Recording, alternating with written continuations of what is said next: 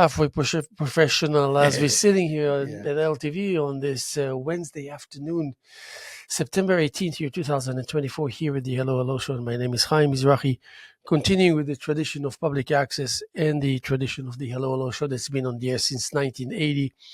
Of course, not to fail to mention the contribution by Fraser Dougherty, Francis Ann, and then, of course, the like of you out there that make it your business to enhance and fortify the concept of public access, rightfully so, as we depend on this concept on so many levels to maintain the decency of that level of coherence, civil, emotional, religious, political, you name it.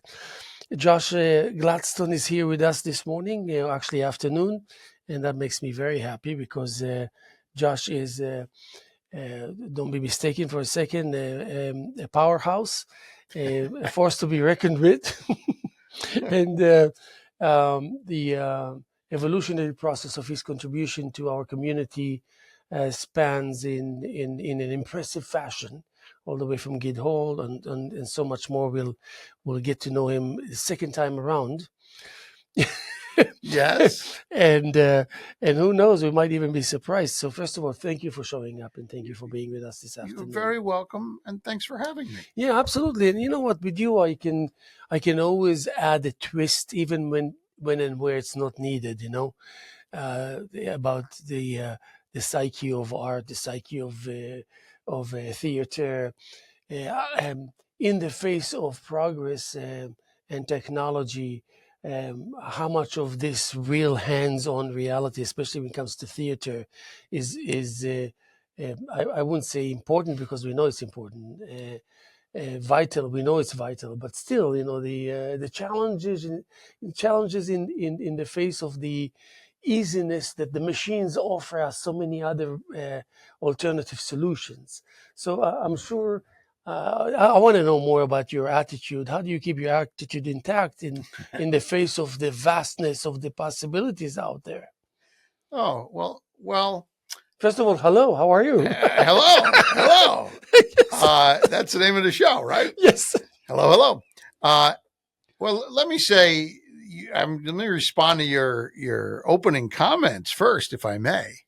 1980, a tradition of community civic access and free speech going back to 1980. That's an impressive run. What is that? 80 all the way from 40 the garage of 41 years, actually 79 years? From the garage Wow. of Fraser Dougherty on the House on the Ocean. And you've been running the show. Fraser started it, but you took it over 99. Okay. Yeah. All right. But I was 25 years. Yeah, and between 86 and 99 I did the night tapes, which is roaming around and filming anything I can get my hands on and running night tapes, which was an exciting thing in itself. And do you still do some of that remote stuff? No. I mean, within the realm of this show I think there's enough information that we can insert and all that. Well, so kudos to you. 25 years. I'm going on 25 years wedding anniversary with my wife, Kate. Oh, really? So 25 is a big year right now. Yes. Resonating for us all. That's you said it without flinching, even. No, I love my wife, Kate. Come on, 25 years. You're not going to say that you don't love her. I love her deeply. And I'm honored that she's stuck with me. I love your wife, too. I think she's a wonderful, creative individual. She's a powerhouse. Thank you for calling me a powerhouse. Yeah, and my daughters went to her to the creative programs with her. Oh, good. Oh, yeah, we know a thing or two about your wife. Neopolitical cowgirls. So yes, we're getting ready to do some. So in answer to your other question, your leading question, in the face of so much choice and in so much comfortable viewing for entertainment and getting your stories told by television and streaming platforms, the challenge of making live performing arts seemed to be the essence of your question. And I don't think there's ever been a time when the performing arts haven't been challenged in some way as a career model, as a work model, as a business model. it's hard to have a performing arts operation last. Some of the great ones continue to be Teflon, and but the small ones are always struggling. But I want to say that LTV, now in its 40th anniversary season, right? 40 years since Fraser founded it, uh, has added this whole new component of performing arts, which is started a few years ago, I think. I mean, there's always been some performing arts here. Back when Morgan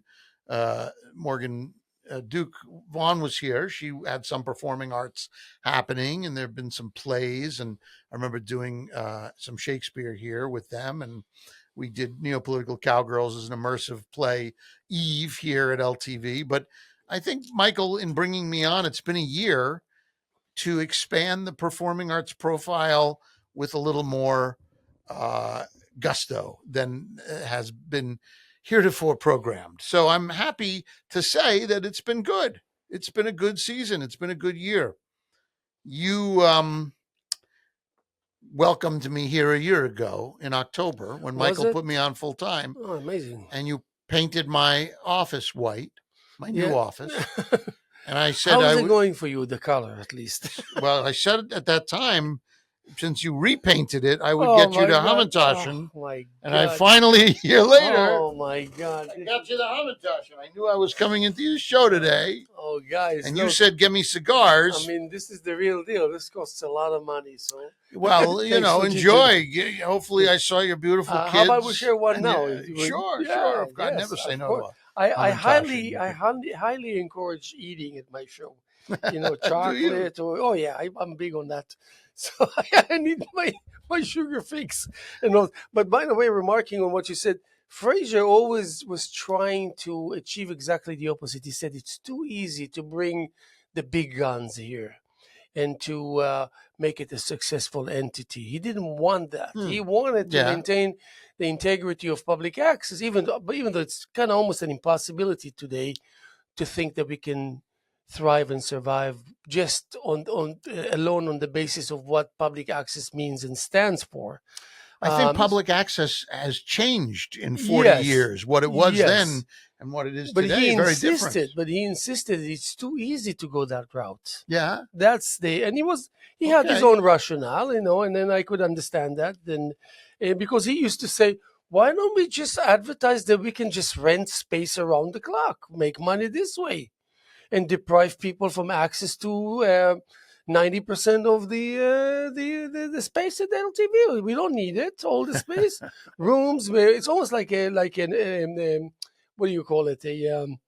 Um, an old version of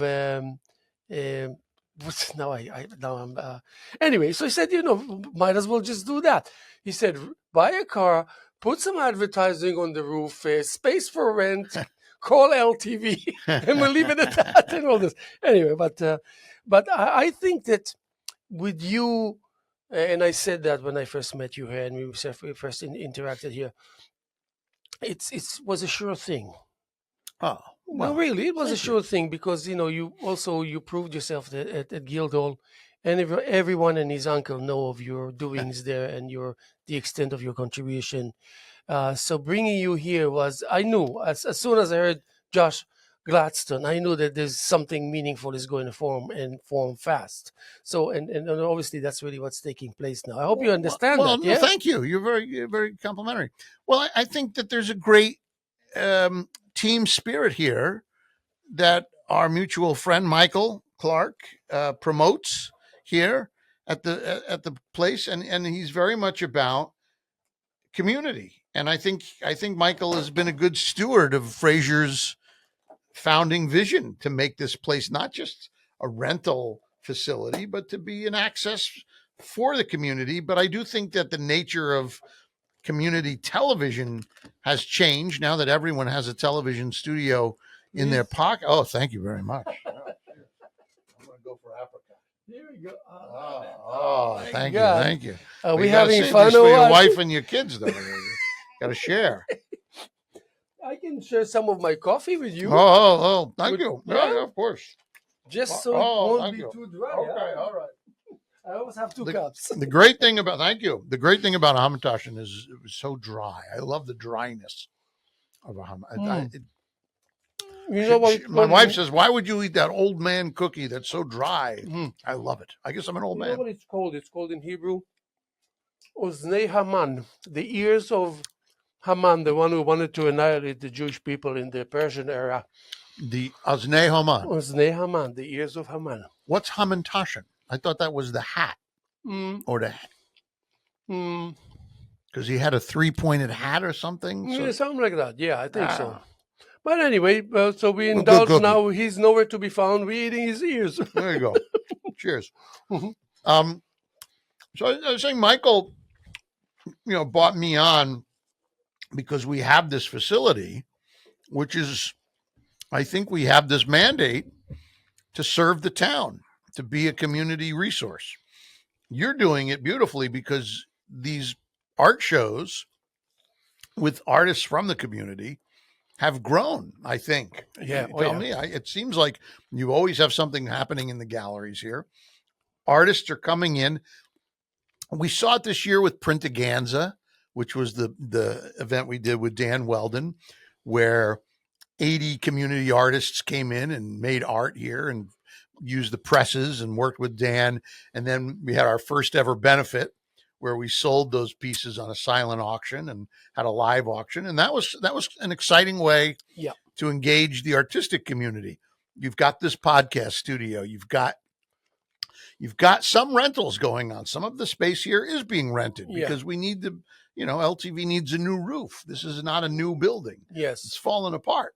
So we need these rentals. I've been renting the place out. We rented to Beyonce a studio, for her use. And we got to see, I don't know if you saw the opening ceremony of the Olympics televised, Hmm. but there was LTV. Beyonce shot here in LTV. And I was so proud. There we go. There we are. A little station And that we have could. Chris, the anchor. Chris. Yes, Cuomo is Love it. shooting. Oh, Yeah. yeah, I love it. So these rentals may be anathema to what Fraser originally believed should be used, the facility use, but those are not those are good revenue generating But he and was the kind important that would use of go the and space. I've been renting the place out to different companies like Hampton Ballet Theater School came in and did Peter and the Wolf here.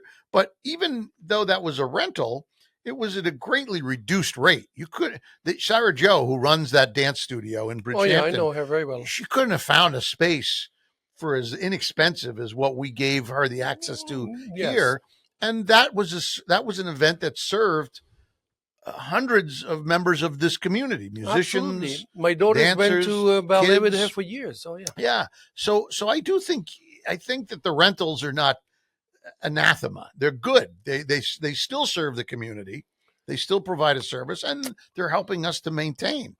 But at the same time, Michael has said, bring in shows Yeah. at every level, both stars and regular folk to use this underutilized The studio. thing with Fraser was could afford to say and to think and to believe in that because he personally used to go and solicit for money and get it, whether it's from harassing the town board. And he was there. He was in 3 different places at any given time. So that was a different era. He did all that. Nobody had to slave and to worry about where money is coming from. He used to say, "This is my project. This is my ongoing project." Of course, Francis Ann used to write checks now and then, hefty amounts. Her name is over Studio 3's door, Yes, right? yeah, absolutely. Did you know her? Oh yes, absolutely.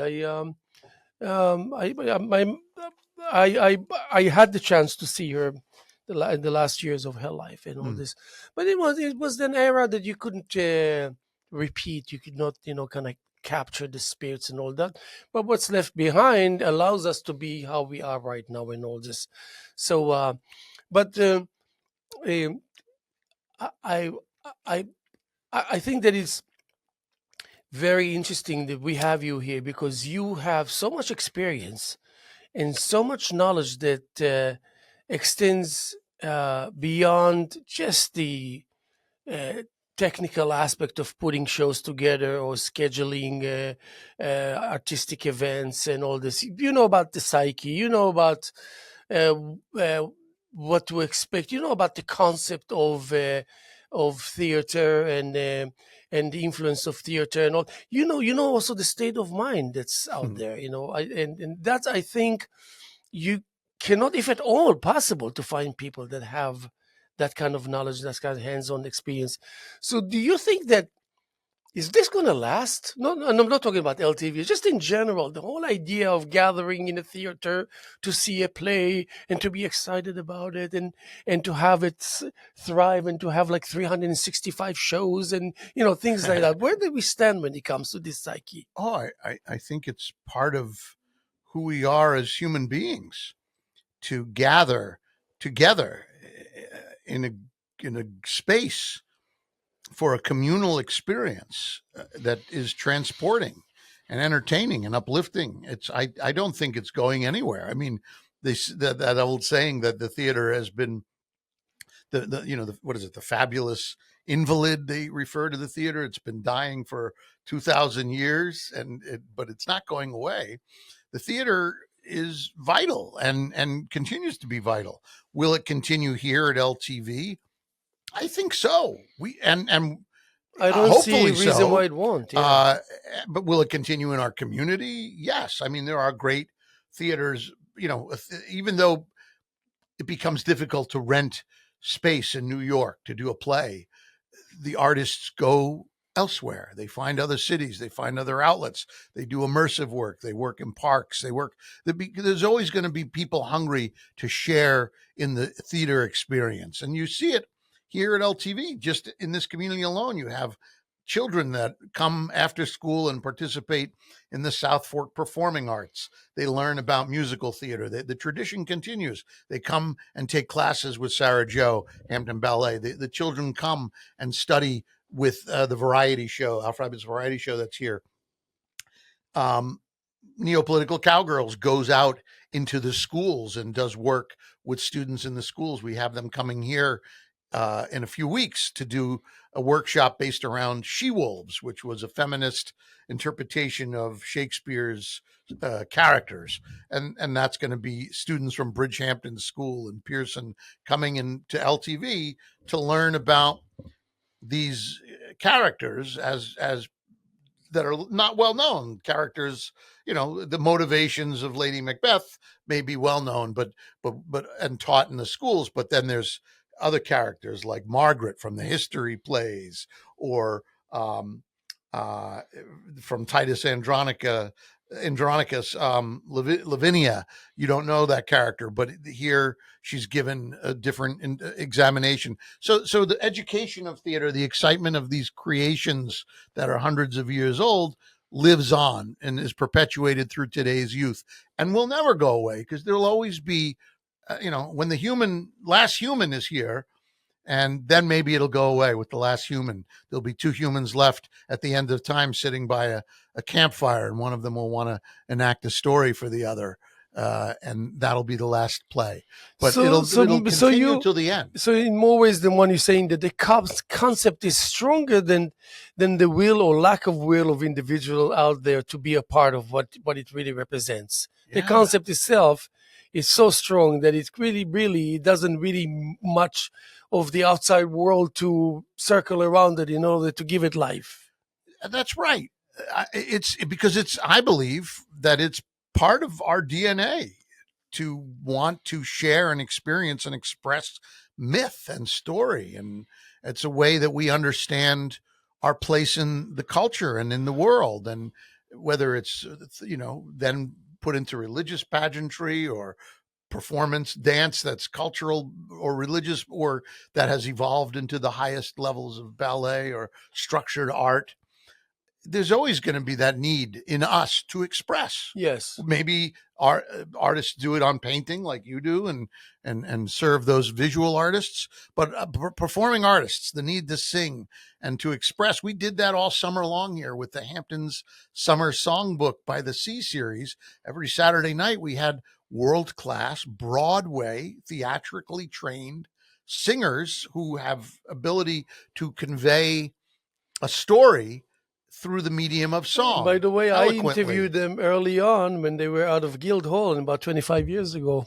Mark Nadler, Oh, Nadler, and, yeah, Nadler, yeah. and what's her name? KT The other Sullivan. Yeah, oh Yeah. yeah. We are great friends. You know, I actually started my Hello show with their early interviews and all this. So that which is taking place here at LTV will evolve to become what exactly? So that means, and I asked this question for a good reason. Yeah. Not about more, because of course it's easy to add more and more, but it will evolve to become what in terms of essence, in terms of substance. Well, the question of more, how much do we do, is a big question that needs to be addressed, just like the question you said about renting the LTV facility versus bringing in performers and giving them access, charging tickets.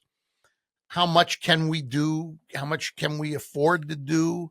Because, you know, we are limited by our staffing resources for personnel salaries. And so this year, we threw a lot of shows up. We did a summer of shows beginning in April with the Pillow Man was arguably the beginning for us. I don't know if you saw the play or not, but we did the play of the Pillow Man for a couple of weeks. Mm-hmm. And we pretty much did shows from April, sometimes 3, sometimes 5 shows a week, all the way up until Labor Day.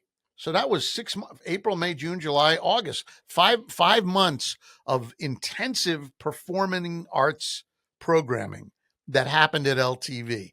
Was it too much? I call it Franken-season, a creation that I made, that I brought to life and had 100 mouths and 1,000 emails, and Franken-season wrestled with me, and the beast almost killed me. My wife said, "You did too much." Yeah, I said, "I got to work till 2 a.m. I'm still doing emails and contract." You know, there were so many artists involved. Yeah, I'm going to get to that. Don't worry. Franken-season was a son of a bitch. Yeah, but we'll do a much smaller. But my question is going more forward. Not quantity wise, yes. not okay. Yeah, that also, but more of message, more of like, how do, if it's going to evolve, it's going to evolve by essence or by substance. It's almost like myself and the likes of me standing in front of a canvas, and the canvas is blank, you know, and if you're like belong to the 60%, 70% of that group of artists, then you would be intimidated and you would say, "Oh, where am I? What's this white doing in front of me? And how am I going to approach it like this?" You know, and it takes a long time until you dare to do something, and then that which you dare scares you even more, and it's like you feel like you're going backwards, you know. Until you really relax and that white is there, but you don't even notice it anymore. So that intimidation is gone forever. But then you miss it. Then there's intimidation for the lack of intimidation. So it's the evolutionary process of something that you, for the most part, directly responsible for, but also indirectly. So you're having that kind of hands-on attitude on what's going on here, which happens to be bigger than one would think, larger and more substantial than one would think. You know, it is, after all, a big place / small place. And so what kind of a new message out of that which we know today will form in the next 10 years? Let's say, if it's going to be happening around. And I know that there's enough substance for that to happen, especially if you're going to stick around.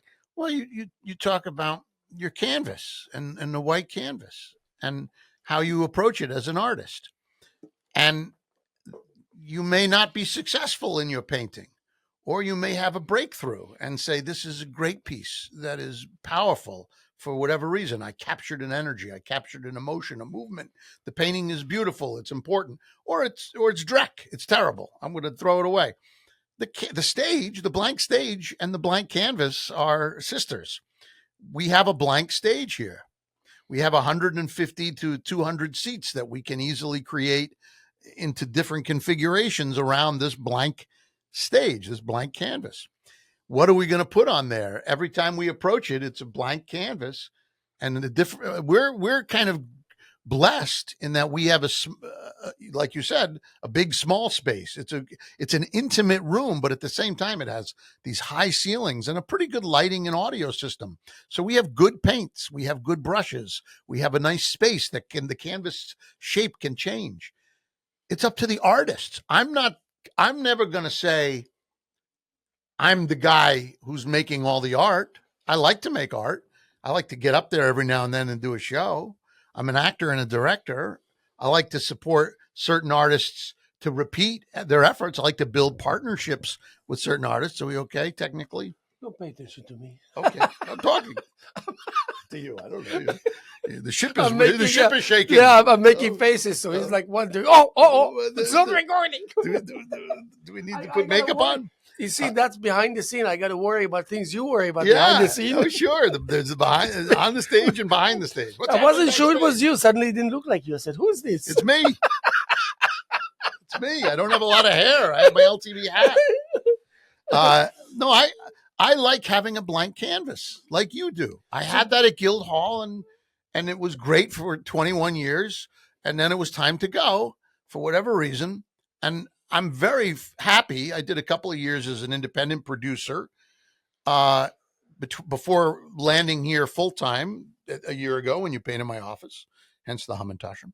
And I'm glad. I like having the canvas just like you do. I like having a stage to work with. And I love inviting different artists in to create on that stage. I may not think every painting is good. I may not think every play is good, but you're always searching for. Peter Brook, the great director, the British director, wrote a book called The Empty Space, where he talked a lot about the function of theater and its necessity to search for what he called a metaphor, the golden fish. There are some theaters, he equated theaters to like fishermen. There are some theaters that are perfectly content to throw out their net and bring in a lot of haddock and serve it up, and people eat it and they go home and they don't think twice about it. And it's an entertainment. And there's other places that will just put anything up, regardless of what they catch or dredge out of the dirt, and they'll just call it entertainment. And those places usually don't last. It's garbage. But the search of the theater artist is for that golden fish, that elusive, holy fish that you catch and serve, and you create this golden fish, which touches you and resonates at a higher vibrational level with some truth of the human experience that is beautiful and transcendent. To be slippery in the same token. Exactly. Very elusive. Yes, elusive. So I love that book. Yeah. As many of in my craft have read that book and love that book. Mm-hmm. And I consider myself a fisherman. And a lot of times I'll put, haddock out because we need to, because we have to feed the place. But I'm looking for the golden fish. And I hope other artists are as well trying to express themselves at a higher level. And I think we captured it a few times during Franken season. I don't think every show, we did Johnny Piers in the Muttville Comics. It's a Ringling Brothers clown who travels around with rescue dogs. That's not the golden fish, but it's beautiful and fun and playful, and children loved it. And we did that show here. And it doesn't have to be this, but how to what extent are you influenced by your preferences? Because obviously when we see the results by way of having the monthly program. Yeah. So how does your influence of preferences is portrayed in that list? Well, it's a tricky tightrope to walk. It's just like you curating a show. You may not love and we're not private. We're not private practitioners. I don't own a theater and get to decide what I want to play. We are servants, curators. But you do in more ways than one. No, otherwise we wouldn't be having a smooth production process. I just like when you curate a show, you have a sense of work that speaks to you. I have a sense of artists and shows that speak to me. And I hope that the audience, I hope that my taste is good enough that I'm choosing something that will resonate with the audience. I'm not I'm a gatekeeper, but it needs to be a pretty open gate in this facility. Yes. We are here, as Fraser created us to be here, as a community access place. So I may not agree that a particular show is worth putting up, but there are other people in the community that may really want the opportunity to say their piece, to make their art. So I'm not going to say, no, no, no, you can't be here. Yeah. This is, and other theaters might be more strict in how they program. Yes. But we have a mission to be community centric. Yeah. So that means welcoming artists who want to express themselves from the community. I'll use an example. I love this guy, Hugh King. He's a beloved figure in our communities, right? Yeah. You know Hugh King, the town historian. Yes, of course. Of course, everybody knows Hugh He's King. eternal. He's eternal. God And he love used to him. be on regular basis at on the LTV. He's a regular, and but Hugh's a playwright. Hugh's writing. Oh, really? And he wrote a play. And we did it in June. We did a reading of it. And I'm not saying it's a perfect piece of theater, but it's about and from the community. I'm looking up the name right now because we did so many shows. I'm forgetting all the name. The Lisping of a Muse. This was a show. John Howard Payne. His 300th birthday of the guy who is the Home Sweet Home Museum. Yes. And, I mean, that's part of the fabric of our community. Oh, yeah. Hugh has the museum. He's a part of the community. He got actors who, they're not necessarily trained actors from the Royal Academy of Dramatic Arts. These are actors with their feet in the community with more or less experience, some of them more trained, some of them less. But Hugh gathered community actors and he told a story that has a basis of history in the community. And a few people came and saw it, and when we made got some great pictures, and he's ready to work on it again. Yes, that's good. And so we're a laboratory. Yes, we're a laboratory. And by the way, I commend you for doing that. That's very important. I'm proud of you. That indeed, this is actually news to me. So that this. Oh, you didn't know that happened? No, I did not. I did not. Well, you're too busy with the kids. Yeah, yes. Well, but that's not to say that I'm not interested and not want to be involved in it. Well, and again, it was Franken season. There was like 75 shows. I wouldn't expect anyone to be aware of them all. It's just like I wouldn't expect anybody here to know to what extent I'm doing my shows here. I mean, I'm there. I'm producing shows here more than all the producers combined. Yeah, I hope you understand that. Yeah, I do. More than all the producers combined, I do it alone, and people cannot. What interest would they have to look? Say, oh, what did he do this week? How many shows? Who did he interview? What did he say?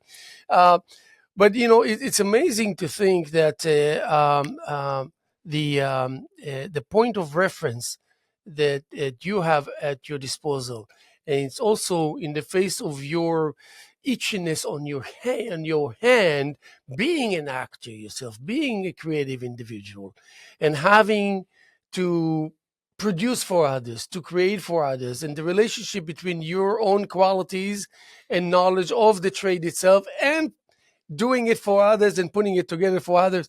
Tell me about this kind of weirdness that's taking place in the fusion between the two. Well, my personal trajectory, thank you for asking, is that 25 years ago, as I mentioned, my beautiful wife, Kate, and I got married and immediately got pregnant. Immediately. And we were both actors that were living in the city and had met in drama school at Circle in the Square.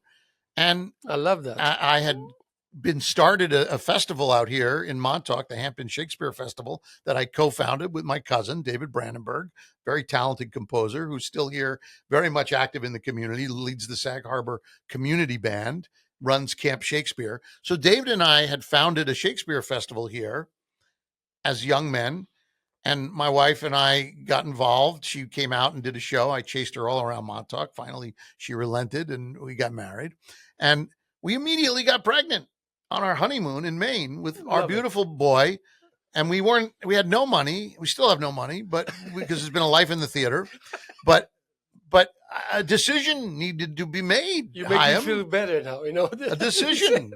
You have to, I have a wife and a baby. I can either pursue the very uncertain path of trying to survive by my craft as an actor, or I can try this other path because I've started producing with the Shakespeare Festival, and very fortuitously, I saw a job listing in the New York Times, 2 lines, because Guildhall didn't have enough money to put in a real ad. And this was before a lot of internet search engines, but it was in there, and it was a classified ad. Guildhall, East Hampton seeks theater director. I said, oh my God. Yeah. I have a baby on the way and a wife, and I've been in now East Hampton for a few years. I'm going to get that job, and I'm going to move my family out to East Hampton, and I'll work at this job. And I said to the universe, this will be the path. And And this it is exactly was. what it was. That's And it wonderful. was. It That's was wonderful. very fortuitous. I was hired by Ruth Appelhoff and the board of Oh, trustees, and love it. I moved out here, and the baby was born in the city and immediately came out here. Love And it. I raised my son here, and my wife was able to practice her craft, building the Fantastic. Neopolitical Cowgirls and doing other shows at the Historical Society, Mulford Rep, and teaching in the schools and getting involved yeah. with the Oh, film yeah. festival. And Yes. and Guildhall afforded me an opportunity to learn how to produce. I left the Shakespeare Festival. David kept running it, and I worked full time, and I learned a lot of skills as a producer that I didn't know as an actor. But I still got a chance to direct and act here and there, Mm-hmm. and I still do that. Very much love it. But the money came from the producing and serving the community and serving others and bringing art and serving other artists and serving the audience and serving the board of directors and serving the Michael and the executive director and Ruth Appelhoff and working with a team of people, yourself and the people here, Antoinette Lanza and Hudson Walk and the technical director, having a team to work together to put on a show. Well, that's actually something that I have been fortunate that has paid me a living wage, where I've been able to at least survive in a very expensive market with my wife and stay involved with the arts, and sometimes change hats, do producing, do directing, acting, Yes. sometimes, Yeah. but often in the service of others. And I found that to be enjoyable. I love Yeah. it. I like it. Sometimes I hate it. Sometimes I love it. But Yeah. And you know what? And you're pretty transparent. So when I see you, I don't need to guess what state of mind you're at. You kind of okay. I I'm know. not saying it's easy. I mean, it No, was no, of Franken course. season. And it shouldn't be easy. Listen, I mean, first thing when my wife and I were discussing whether we can afford a baby, and the answer was no, we had a baby.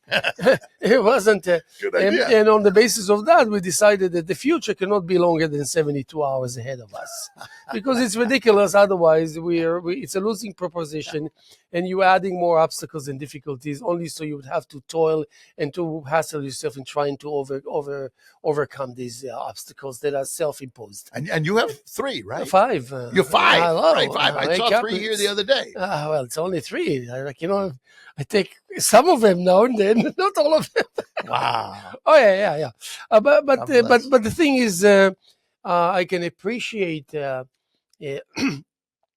the description that you put in place, because I'm familiar with this, with the way it makes, with the way you feel that it makes me feel. I'm very familiar with that. But it's almost like, I asked my friend the other day whether he is, because he was a painter that can work on one painting for 3 years, and it's Steve Rom. It's some of his work here. Yeah. This guy is a phenomenon. Gorgeous work. Yeah, and he had his first solo exhibition at age 9, and with sculptures and whatnot, with and Andy Warhol and all that. Wow. Big deal. So I pushed the aspect of, do you get to think about that which resides besides what you're engaged in so thoroughly? So that means if you're in front of the canvas and my God, this is detail oriented, this you don't see the end of it, and it will take months and all this. Okay, you got used to this, to the idea. You're not going to spend the time and all this. But do you have a parallel reality that's ongoing that you can learn from the moment, because you have so much time at your hand? Not that your time is free, but you so mastered the moment that you don't need to, so you can afford to think about something else while you're doing it, and still maintain the dignity and the integrity of your work while you're actually planning for something else. And what did I mean by saying that? My reality in my studio, there is more than one thing going on at the same time. It would be reckless on my behalf if it wasn't so. Mhm. This is what I believe in with all my heart. So I have a 16 foot. You see that 16 footer there? In my studio, there's always a 16 footer ongoing, Nice. no matter what. All it takes for me is to prime it and to staple it to the frame, and I have a 16 footer. I have 3 easels. There's no way that each easel won't have a painting on that is different. There's just no way. Not because I try to expedite the process and think of quality, of a quantity and whatnot. I believe that you can achieve growth more meaningful and faster if you were to have those parallel realities, i.e., mediums, ongoingly, and then cross implementation will take place naturally. So the funny thing, the interesting thing, and Steve is not stupid or not, he's very smart, couldn't relate to the nature of my question. And the only reason why he couldn't, because he belonged to a group, a huge group of all across the world, that don't understand what it means to venture, because they think if they venture, they lose the level of seriousness. They think that if it's not 100% into that, then it's not gonna, something is gonna come and everything's gonna collapse. That fear. So in more ways than one, I see you and I think that, because you can be a producer, but you're still an actor. You can be an actor, you're still a director. You know what I mean? So everything is triggering some kind of a different point of reference ongoing, and as you kind of interact and and whatever your attention is for the moment or for the short term and the long term, things happening all the time. It doesn't take away from the level of your performance, the seriousness of your attitude, and all this. Does that ring a bell? Is that familiar to you? What Sure. I'm Well, trying to describe to you? I think every artist has their own process, right? Every artist has their own way of approaching their work. And there are those who are meticulous and focused and slow and painstakingly careful and attentive to detail. And there are others who are multitasking and have 17 different plates spinning at once and don't feel energy unless they're working in 10 different paintings or 10 different projects. So I think it's very individual, your question. And I think you and I are probably similar in the fact that we both have a lot of things going on at once, and that fuels us. Yeah, I like having. But it's You can't put together a season of 60 shows without having of multiple course, of course. canvases But I going won't. on. I mean, But that's I won't cranking come from season. the level of obviousness in this question. It's not like creating volume. It's not like creating volume for the sake of creating volume. It's because it's essential to the process of growth and breakthrough. Mm. Because we want to, anybody who tells you that they don't strive for breakthroughs, especially when it comes to the creative process, they don't know what they're talking about. They don't know what's good for them. Yeah. But It's not always the best way to work. You have to be careful not to get frenetic and manic and to just let the work overwhelm you. Yeah, but you learn, it's inevitable that you will be able to withstand those challenges naturally. You wouldn't have to think about it twice. But the thing would be more like, when I started with art, it was more like, why people would used to approach me and say, why are you creating so much art? And I always wanted to say, what is it your business anyway? Really? Like, why would you want to know the answer to this? Maybe they want to understand you and your process, and I said that to someone, a good friend of mine, and he gave me the answer. It was good. He said, because I'm impressed, and you don't give me a chance to examine your art because there's so much happening. So I'm like wondering what's going on. How is it possible? So I'm like almost like trying to. I'm almost like kind of jealous in a way. So I was truthful with him by saying, why would it be your business anyway? How is it going to satisfy you if I was to answer this question? And then he answered me, and then I said, okay. So therefore, I was trying to arrive to a conclusion where quantity is quality. Because people would say, oh, you're going to do too much, you're going to burn out, you're going to whatever. They offer you all these kind of cheap, shallow interpretation of what they think Yeah. because they interpret it through their inability to do anything really, especially with when we discuss that. So I said I should continue doing what I'm doing as a given, well, produce a lot because this is what I believe in, but I should focus on how to maintain that quality. So if I was to really indeed pursue that, it would be a consistency of quality. That means you wouldn't say, "Oh, I caught him. Look, he's beginning to be reckless here. Yeah. Maybe I was right about him. He's burning out or something like that." So it was always maintaining that, and the best encounter I had is in Jerusalem in year 2007 or 8. I showed the city of Jerusalem and Tel Aviv worked with me. It was very generous, and the Yellow Submarine in Jerusalem is a very famous place, and they used to convert the space for me for a week, and I used to do productions and whatnot. Wonderful. And I used to bring all the work from East Hampton, rolled canvases. Oh wow! A whole army of people used to help me, and there was this vicious critic that he used to write all these fantastic language-oriented phrases, and nobody could understand him, and he used to crucify people, even the best critics. Of them. So what did I do? I called him, and people said, "Don't call him. Yeah, he will burn you alive. Oh, he will that's a throw you to the." I said, "Come on, I call him." Good so I called him, fearless, and he came to the show. And I remember I saw him coming into this space, and I said, all I need to do now is my part, is to manage to ignore him completely. Absolutely. Pretend like I don't know him. Pretend like we don't cross like this. Okay. Give him his space to have his not even that response. I don't want to be the one that will have to say hi and do this. Yeah. Okay. So what do you think? He's not there to meet you. He's there to look at your work. Well, I didn't know. I didn't want to find out. I wanted, if anything, I wanted him to approach me. So what happened down there, then at some point I realized that he is walking around with his head up and doing this a lot, like this and like this. And I said, "What's going on? This guy, why would he do that?" I mean, I was expecting something else. He was experiencing it. Yeah, but I wasn't sure. I said, like, something, I don't understand what's going on. Yeah. So then somehow we cross paths, and he comes to me and he goes like, and I didn't say anything. He didn't say anything. He goes like, he knew who you are. Oh yeah.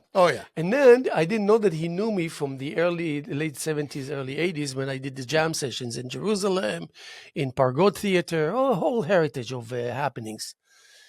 And he said, "What's going on here?"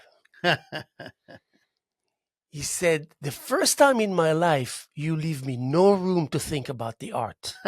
So I'm going to tell you, what I'm going to write about you this Friday will have nothing to do with your art.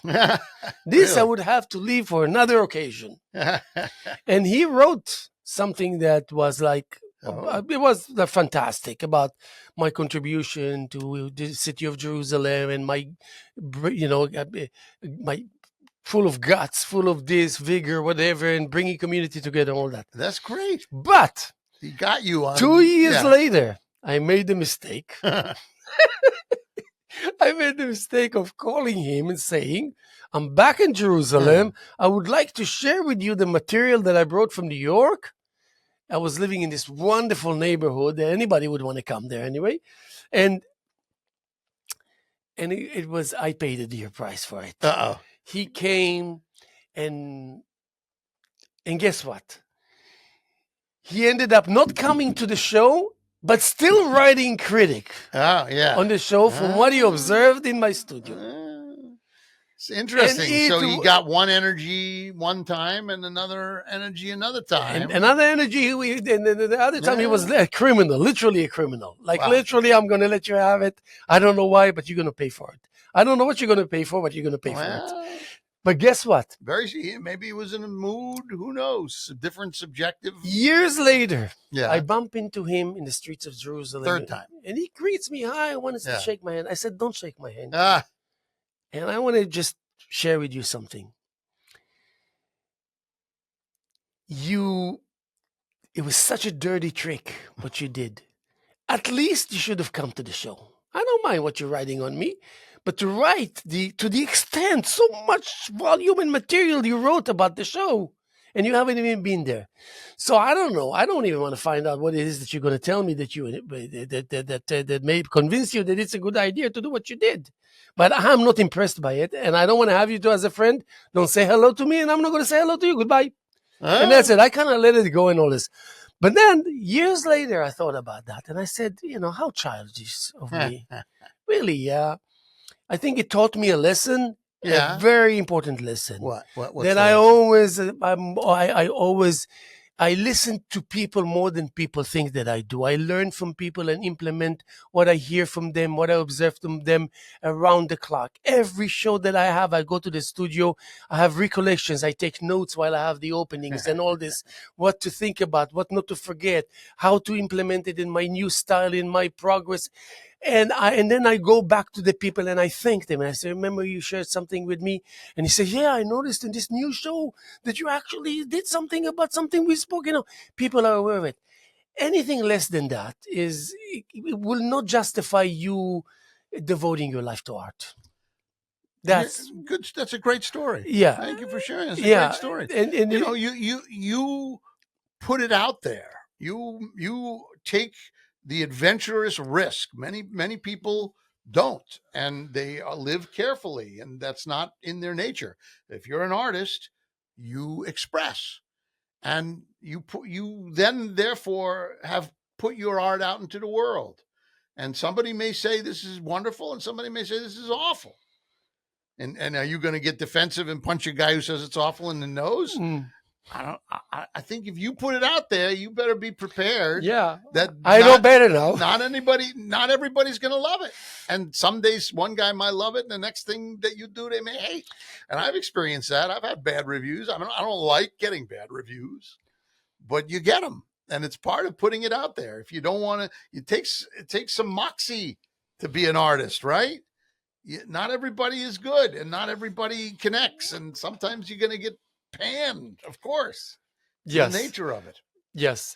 Doesn't mean you shouldn't do it. No, of course, by all means. Don't scare it. No, I'm not even there, not even close. But we're sitting here with Josh Gladstone here at LTV on the 18th day of September, Wednesday afternoon here at the Hello Show. My name is Haim Mizrahi. As we speak, there is a wonderful group art show that the opening is this coming Saturday, the 21st. It's called, what is it called? A Nod, N-O-D. Yes. And I love this title. It's a part, A Nod is actually a part of one of my most important poems that I wrote, and I have to share with you that I have already the titles of all the show that I'm going to be doing for my entire life. It's all written, it's all pre-established already. So in that sense, and what time is the opening? The opening is 4 to 7. This Saturday? This Saturday, 4 to 7. The 21st, yeah. And then, we have actually, and then speaking of showing some, I have Andy Tuthill he actually works at ABOF, and he's just a starting artist. I love having his paintings here because we're going to hear about this guy. I have no doubt about it. He's decent, he's honest, he's solid, and so I'm glad that we can say we're showing his work there, and I'm sure that's going to cause him to take it a little bit more seriously, and then in the future we'll see the results of it. Tommy LaGrassa is incredible writer, artist, hardly shows his work, which saddened me, and I pursued him for a long time, and we managed to have some incredible work of his, so that's going to be a nice boost. Chris Liqueur from the Liqueur Gallery, I challenged him by giving him actually the canvas that he created at the large scale of his. I literally brought it to him to his studio and said, here, do it. And then we have Steve Rahm. Steve Rahm in itself is really force to be reckoned with, and so you'll learn about the extent of his work when he come here. Lenore Bailey, his wife, with some of her photographs, and she's also has a long heritage of being active and creative in our community. And she started the artist dinner in the late 90s, and actually was extremely generous with me in those years, promoting my poetry and my things of this nature. And then of course Steve Ram, my mentor since day one. Without him, I wouldn't really. I learned a lot from him, and the friendship grew and got deeper and deeper. And then in addition to that, I have my 16-footer here and my piece that's called Yagdil Torah Ve'Yadir. That means they will enlarge the meaning of the Bible, that bring you to a point when you feel empty, you actually feeling wiser. The emptier you are, Right. actually. It's a good looking show. Yeah, and who else? Who am I missing here? Why do I think like I'm missing someone? Oh yeah, Nick Weber. Sorry, Nick. Nick Weber, of course, that goes without saying, is really an incredible artist. So we're happy to have him here also with us. And again, I'm expecting for the month of October/November a really very fine show of great artists that are going to be with us. Some surprises are going to be. One of your friends is going to show. And you know what? Speaking of the choices, Yeah. Sometimes I like to say, you know what? He's your friend. I want him here. Okay. There's nothing wrong in that. Well, and no, but the thing is, community-centric thing. yeah, and you cannot go wrong. I find it almost impossible to go wrong. What is it that we're going to find out? Oh, terrible. How did I say yes? That's not going to happen. No. Of course. Oh. So maybe yes, I don't know. You tell me. Hey, you never know. That's why you put it out there. Yes. Right. I love your reaction. So what will spell an upgrade in your journey here with LTV? Well, we did so many shows, and we have so many coming up that are exciting. We have a lot of theater coming up this fall. Visit LTV's website, ltveh.org, and you'll see that we've got a comedy coming in December called 5 Times in One Night, which is a very funny two-handed piece about sex. We've got a political play, All Mankind Has Lost Its Reason, coming in November, which is right around election date. And it's a terrific piece about the Weimar Republic and how it descended into fascism, which is an interesting piece to do at the moment of our national election. Oh my God! And we have other pieces coming. We have a piece about Shirley Chisholm, the first Black woman who ran for president, by the solo artist Ingrid Griffith. We have a play called oh my goodness, I'm blanking on the name. It's called Zeph and Violet, by the playwright Crystal Adams. It's a race romance set against the backdrop of Crown Heights. You mean Zev? That's Hebrew name? Yeah. Zeph, Zeph is how it's spelled by the playwright. But so probably it's a story about a Jewish Hasidim and who falls in love with a black woman in Brooklyn, and they have a relationship, and it's a very interesting play. Love it.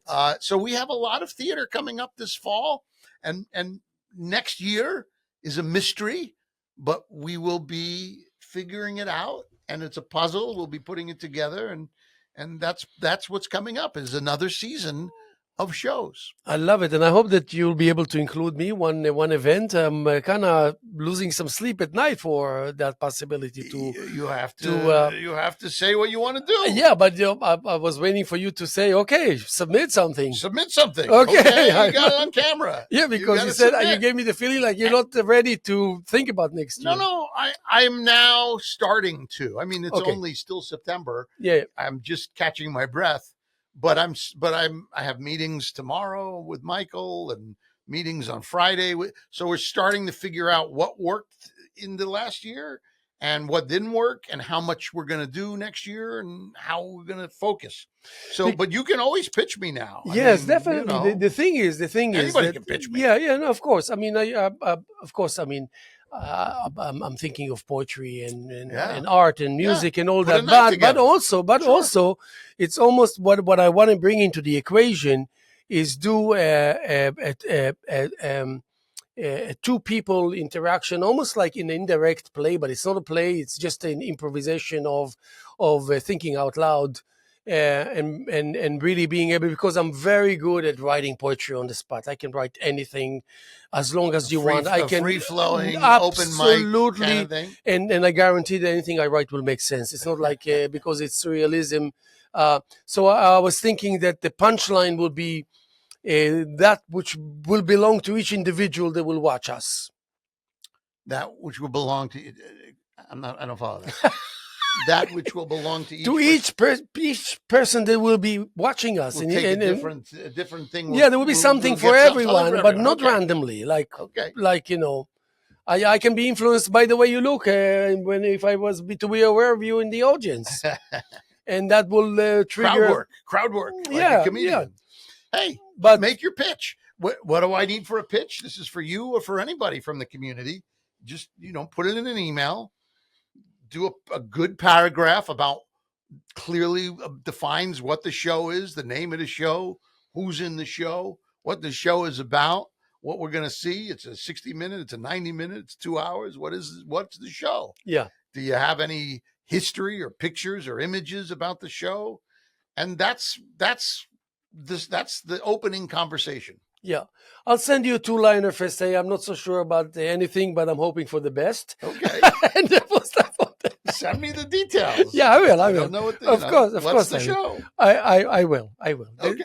That's I will try very hard not to overdo it. That's my problem. I overdo things. It only needs to be a paragraph, a pitch, an elevator pitch. Yeah, no, I know. 8 sentences or less. Yeah, Of course. Here's the show.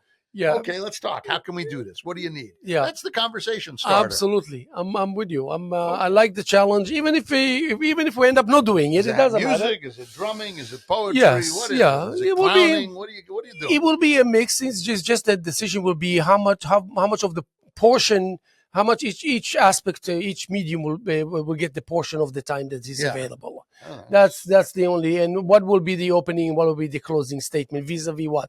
Which medium? Because I don't like to mix mediums at the same time. It will be cross-implementing. Cross-implementing, that means that one medium serves as a jumping board to another. And it doesn't reside there. It's just like touches and already going to another realm. So it's a kind of review. Yes. Poetry.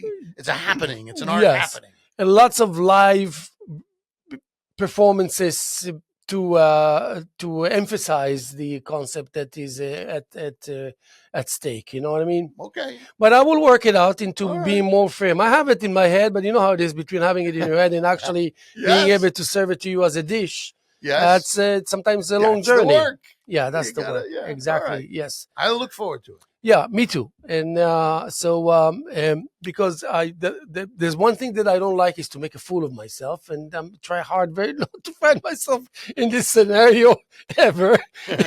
Otherwise, I'm just kind of standing there and giving you got to risk it, man. Yeah. Listen, I always say if I can sit here for an hour and speak my piece and cause other people to say, if other people come to me still and say, listen, I cannot figure out for the life of me most of what you say, but I enjoy it thoroughly. So, I leave it at that. I don't want any to understand further than that. And because what they're telling me is that they can relate properly and accurately to what it is that I'm trying to communicate with people. Because I reiterate while I'm externalizing my thoughts that indeed you shouldn't feel weird if you don't get what exactly is going on here. And it's just like a great poet once told me, if you go to a poetry reading and you're left with 2 words, you're a winner. I like it. You don't need more than that. I like it. I remember that I read once a poem with David Ignatov. Remember David Ignatov? I don't know the poet. His work. I'm not familiar with him. He used to give his workshops out of Guildhall, by the way. Okay. But that was like late mid-90s and all this. And one day I said, when the unborn child floats on the godly liquid, Genesis appears as an undecided genetic particle. And Then I go into sailing to the distances. There's a sailboat in my mind, and it sails to distances that belong to my forefathers, and all this. Still, people come to me and say, I sailboat in my mind as it sails to the distances that belong to my forefathers. You know, yes, that 30 years later. That's They great. tell me, because Alan Plants used to say, that's what it's all about. Nice. You know? Yeah. Hopefully a little piece resonates with you and gives you inspiration. He on arranged your for me journey. a solo reading at Canyo's, and whether you believe it or not, 25, 30 years ago almost. He said, all I need from you to do is go on the stage and make sure people can hear you. That's all. That's Good all. advice. That's your number one task, most important thing. So I followed his advice, and everything was good. So, well, first of all, we almost, what do we have? Oh my God, we actually crossed the hour. All right. I thank you for being here with us, and I appreciate the effort, and I appreciate your contribution to LTV and your friendship also. Thank you. And I hope that we can continue this kind of a discussion that with so much meaning and substance My between pleasure, and you know where to find me. us. Yes. Commute is very convenient. Yes, that's true. So we'll see you sooner than later, and God bless. Thank you. Okay, thank you so much. All right. So, and as I said, we're going to be here tomorrow as much as we were here yesterday and as much as we're here this afternoon, September 18th, year 2020, for here with the Hello Show. And my name is Haim Mizrahi. Thank you to my guest, Josh Gladstone. And God bless. We know you're out there, and we appreciate it. We respect it. We'll see you soon.